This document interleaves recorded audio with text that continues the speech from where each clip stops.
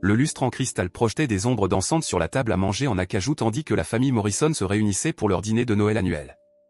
23 personnes étaient entassées dans la grande salle à manger du domaine familial, leur voix créant une symphonie de joie festive qui aurait dû réchauffer mon cœur. Au lieu de cela, je ressentais le froid familier d'être l'étranger regardant de l'extérieur. Je coupais dans mon rôti de côte lorsque la voix tonitruante de l'oncle Robert fit taire la table.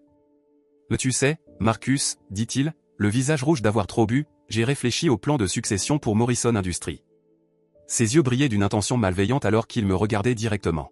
« L'entreprise familiale est seulement pour la vraie famille. Pas pour des enfants adoptés comme toi. » Le silence qui suivit était assourdissant. Puis, comme une digue qui cède, les rires éclatèrent. La cousine Jennifer faillit s'étouffer avec son champagne. Tante Patricia se couvrit la bouche, essayant de cacher ses gloussements. Même mon père adoptif, Thomas Morrison, l'homme qui m'avait élevé depuis mes 8 ans, ne fit que paraître mal à l'aise et ne dit rien. Je sentis mon visage brûler de honte. 27 ans, MBA de Harvard, réussissant par moi-même, et j'étais encore le cas de charité qu'ils avaient accueilli après la mort de mes parents dans cet accident de voiture. J'abaissai la tête, fixant mon assiette tandis que les rires continuaient de me submerger comme une pluie acide. « Oh, Robert, tu es terrible », réussit finalement à dire tante Patricia entre deux gloussements. Mais honnêtement, quelqu'un devait le dire. Je m'excusai silencieusement, marmonnant quelque chose à propos de prendre l'air. Personne ne remarqua mon départ. Debout sur la terrasse enneigée, je sortis mon téléphone avec des doigts tremblants.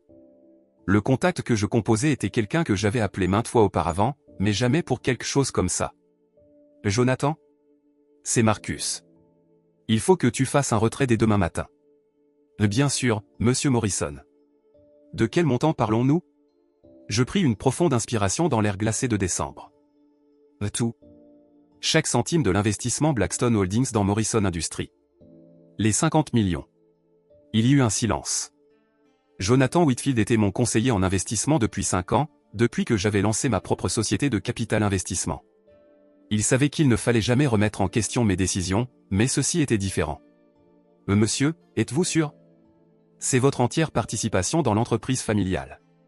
Ce retrait va déclencher des conséquences sérieuses. » Je suis sûr. Passe l'appel à 9 heures précises. Cette nuit-là, je restais éveillé dans ma chambre d'enfant, fixant le plafond où j'avais autrefois collé des étoiles phosphorescentes. Je pensais au garçon de 8 ans qui était si reconnaissant d'avoir à nouveau une famille, qui avait tant essayé de gagner leur amour et leur acceptation. Ce garçon n'existait plus maintenant, remplacé par un homme qui venait d'apprendre une leçon précieuse sur le sang et la loyauté. Le lendemain matin, je sirotais un café dans mon appartement en centre-ville lorsque mon téléphone se mit à vibrer. Je le laissai sonner. Puis encore. À 10 heures, j'avais 17 appels manqués de différents membres de la famille Morrison. L'oncle Robert fut le premier à percer mon silence, probablement parce qu'il fut le premier à réaliser ce qui se passait. « Marcus. Qu'est-ce que tu crois faire ?» Sa voix était rauque de panique. « Bonjour, oncle Robert. J'espère que vous passez un agréable lendemain de Noël ? Ne joue pas avec moi, garçon. Jonathan Whitfield vient de m'appeler. Il dit que tu retires ton investissement. » Tout. C'est exact. Tu ne peux pas faire ça. Cet argent, nous avons besoin de ce capital pour l'expansion sur les marchés européens. Le conseil d'administration commence déjà à poser des questions sur notre liquidité. Je me laissais aller dans mon fauteuil en cuir, regardant la silhouette de la ville. Je n'en doute pas. Marcus, écoute-moi. Nous pouvons arranger ça. Hier soir, j'ai peut-être un peu trop bu. Tu sais que je ne voulais pas. Oh, mais si, vous le vouliez. Vous le vouliez tous. Ma voix était calme, étrangement calme. Les rires l'ont rendu très clair. Au téléphone, j'entendais des papiers s'agiter, les cliquetis frénétiques d'un clavier. Robert était en pleine crise. D'accord, d'accord. Peut-être avons-nous été injustes. Mais tu es de la famille, Marcus. Tu es un Morrison. Le suis-je ?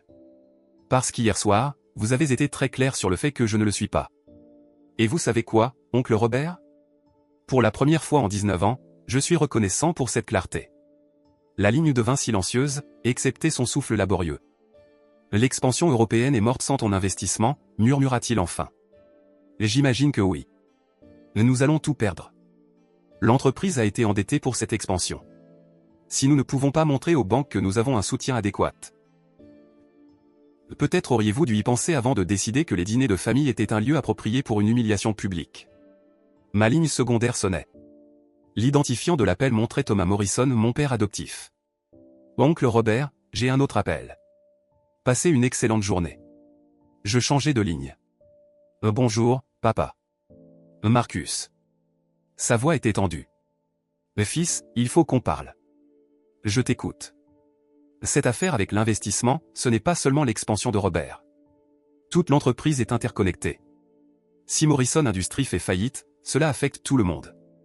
Les fonds en fiducie de tes cousins, la fondation familiale, des dizaines d'employés qui sont avec nous depuis des décennies. Pendant un instant, je ressentis un frisson de cette ancienne culpabilité, ce besoin désespéré de plaire qui avait défini mon enfance. Puis je me souvenais des rires. Tu étais là hier soir, papa. Tu as entendu ce qu'il a dit. Tu as vu comment tout le monde a réagi. Je sais, et j'aurais dû dire quelque chose. J'aurais dû te défendre. Mais tu ne l'as pas fait. Le silence s'étira entre nous comme un abîme. Tu as raison, finit-il par admettre. Je t'ai laissé tomber. Nous avons tous échoué. Mais Marcus, tu es au-dessus de ça. Tu es au-dessus de la vengeance. Ce n'est pas de la vengeance, papa. C'est du business.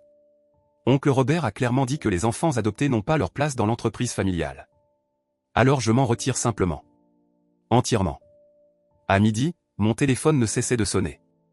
Mon cousin David, qui avait hérité de la cuillère en argent de son père ainsi que de ses dettes de jeu, sanglotait presque en expliquant que son fonds en fiducie était bloqué dans les actions de Morrison Industries.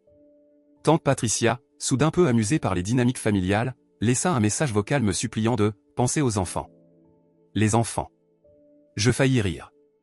J'avais été l'un de ces enfants autrefois, désespéré d'être accepté, prêt à tout pour appartenir. À 14 heures, l'oncle Robert se présenta à mon immeuble. Le concierge appela pour savoir si je voulais le voir. J'allais presque dire non, mais la curiosité l'emporta. Il avait l'air terrible. Ses cheveux argentés habituellement impeccables étaient en désordre, son costume coûteux froissé. L'homme arrogant d'hier soir avait été remplacé par quelqu'un qui semblait porter pleinement ses 62 ans. Depuis j'entrais. Je me décidai à m'écarter, lui indiquant le salon. Il s'assit lourdement sur mon canapé, les mains légèrement tremblantes en retirant son manteau. J'ai passé la matinée avec des avocats et des comptables, commença-t-il. La situation est pire que ce que je pensais. Je me servis un scotch mais ne lui en proposai pas. Quand nous avons utilisé l'entreprise pour l'expansion européenne, nous avons mis ton investissement en garantie. Les banques réclament les prêts. Nous avons 72 heures pour remplacer le capital ou faire face à une procédure de faillite. Cela semble être une mauvaise planification financière. Son visage devint rouge. Ne sois pas arrogant, Marcus. Cela affecte ton père aussi. Tout ce pourquoi il a travaillé, tout son héritage. Son héritage? Je posai mon verre plus fort que nécessaire. Son héritage, c'est d'élever un fils qui a appris que l'amour est conditionnel et que la famille se définit par le sang plutôt que par les liens. Ce n'est pas vrai. Ne laisse pas? Quand m'as-tu présenté pour la dernière fois comme ton neveu sans le qualificatif « adopté » ? Quand l'un de vous m'a-t-il défendu alors que quelqu'un faisait un commentaire méprisant sur ma place dans la famille? La bouche de Robert s'ouvrait et se refermait comme un poisson hors de l'eau. Nous savions tous les deux que la réponse était jamais. Je peux arranger ça, dit-il désespérément. Je vais réparer. Excuse publique, tout ce que tu veux. Ce que je veux, c'est quelque chose que tu ne peux pas me donner, oncle Robert. Je veux 19 années où je me suis senti appartenir. Je veux une famille qui m'ait choisi, non par obligation ou pitié, mais par amour. Nous t'aimons. Je ris, et le son fut amer dans le silence de la pièce. Vous aimez l'idée de vous voir comme des gens généreux et charitables qui ont recueilli un orphelin. Mais vous ne m'avez jamais aimé. Il resta silencieux longtemps, fixant ses mains. Quand il leva enfin les yeux, il avait des larmes dans les yeux. Tu as raison, murmura-t-il. Mon Dieu, tu as raison. Nous t'avons échoué. Je t'ai échoué. Il prit une respiration tremblante. Mais Marcus, des innocents souffriront si Morrison Industries tombe. Émilie vient juste de commencer l'université, ses frais viennent du fonds familial. Les enfants de David, tes petits cousins, leurs fonds universitaires sont tous liés aux actions de l'entreprise. Alors peut-être que la famille aurait dû y penser avant de me faire comprendre que je n'en faisais pas vraiment partie. Je me dirigeai vers la fenêtre, regardant la rue en contrebas. Les acheteurs de Noël passaient en courant, chargés de paquets, se dirigeant vers des familles qui voulaient qu'ils soient là. J'ai une proposition, dis-je sans me retourner. Un espoir trembla dans sa voix. Dis-moi. Je vais remettre l'argent. Tout. Mais à certaines conditions. N'importe lesquelles. D'abord, tu me céderas tes actions de contrôle de Morrison Industries. Pas seulement les droits de vote, la pleine propriété. Marcus, c'est. Je n'ai pas fini. Je me tournais pour lui faire face. Ensuite, tu présenteras publiquement tes excuses lors de la fête du Nouvel An devant toute la famille et le conseil d'administration. Pas un vague, je suis désolé si tu as été offensé. Une vraie excuse, reconnaissant exactement ce que tu as dit et à quel point c'était faux. D'accord, oui. Je peux le faire. Troisièmement, tu démissionneras du conseil d'administration et n'auras plus aucun rôle opérationnel dans l'entreprise à l'avenir. Son visage devint pâle. L'entreprise est ma vie, Marcus. Et hier soir, tu as clairement montré que je n'avais pas ma place dans ta vie. Considère ceci comme une leçon sur les conséquences.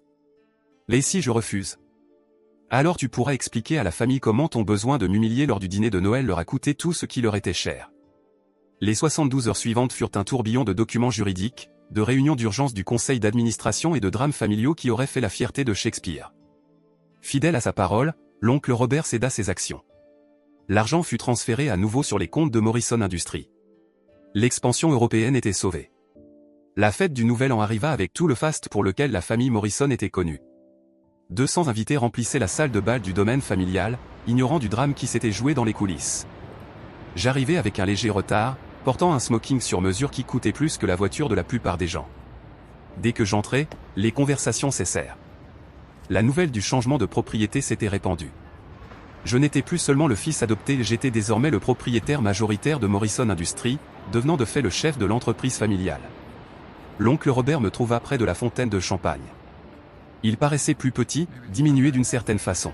« Es-tu prêt ?» demandai-je. Il hocha la tête, le visage grave. « Marcus, après ce soir, après les excuses, pourrions-nous essayer de recommencer? Essayer d'être une vraie famille. » J'étudiai son visage, cherchant un signe de l'homme qui m'avait humilié publiquement une semaine plus tôt. Ce que je vis à la place fut un véritable remords et, peut-être pour la première fois, du respect. « Nous verrons, oncle Robert. Nous verrons. » Il se dirigea vers la petite scène où jouait le groupe, prenant le micro de ses mains tremblantes. La pièce devint silencieuse. « Mesdames et messieurs, famille et amis, je dois dire quelque chose ce soir. » Sa voix résonna dans la salle. Il y a une semaine, lors de notre dîner de Noël, j'ai dit quelque chose de cruel et d'impardonnable à mon neveu, Marcus Morrison.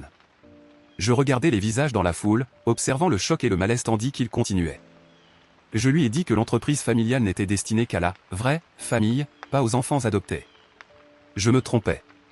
Non seulement je me trompais, j'étais cruel, sans cœur, et j'ai trahi toutes les valeurs que notre famille prétend chérir. La salle était maintenant silencieuse. Même le personnel s'était arrêté de bouger. Marcus Morrison est le fils de mon frère Thomas depuis 19 ans. Il a été membre de notre famille non pas par le sang, mais par choix, amour et engagement.